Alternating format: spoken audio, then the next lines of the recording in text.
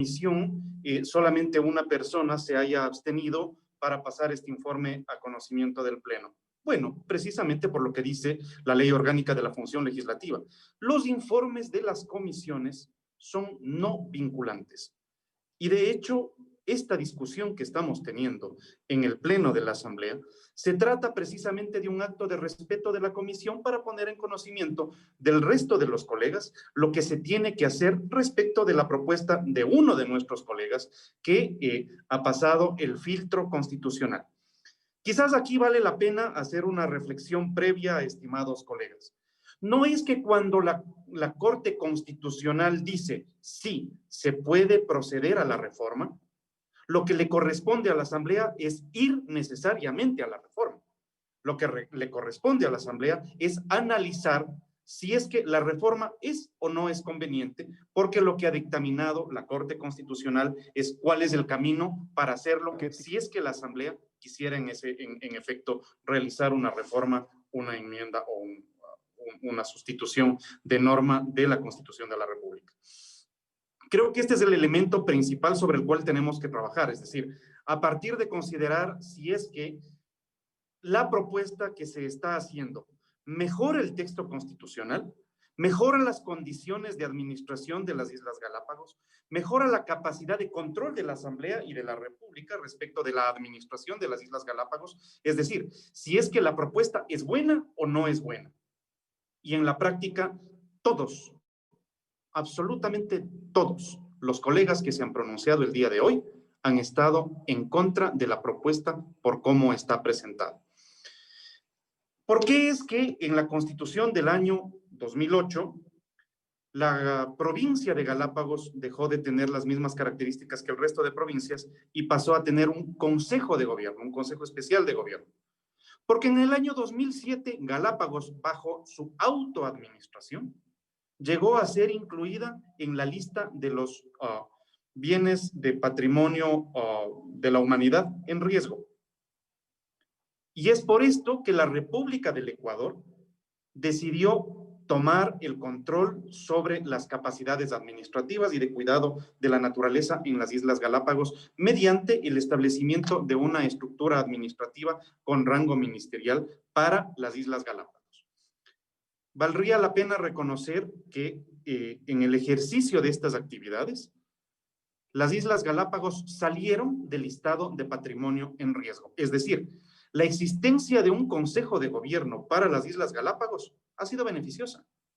Y me parece que es sano reconocer que esto ha sucedido independientemente de quién haya sido el presidente, independientemente de quiénes hayan sido los representantes al Consejo de Gobierno, independientemente de los elementos políticos. La estructura específicamente, la estructura constitucional, específicamente para las Galápagos, de tener un Consejo de Gobierno presidido por un representante del Ejecutivo e integrado por funcionarios electos de las Islas Galápagos, ha funcionado, o al menos ya no está en riesgo este patrimonio. Para quienes tienen cierta experiencia, para quienes tienen cierta capacidad de recordar exactamente cuántos habitantes tenían las Galápagos en los 80 y 90, no llegaban a 7,000 habitantes, no llegaban a 10,000 habitantes. En este momento superan los 30,000 habitantes.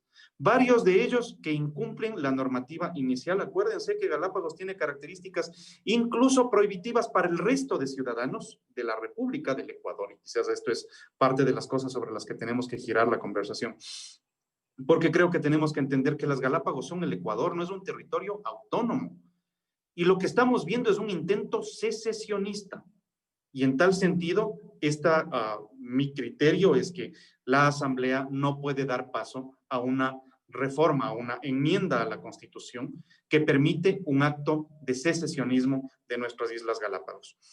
Creo que es necesario también reconocer cuáles serían los efectos para la Asamblea en el caso de que las Islas Galápagos pasaran de tener una estructura de Consejo de Gobierno conformado, como lo dicta en este momento la Constitución y la ley específica, a tener un Consejo de Gobierno que fuera elegido.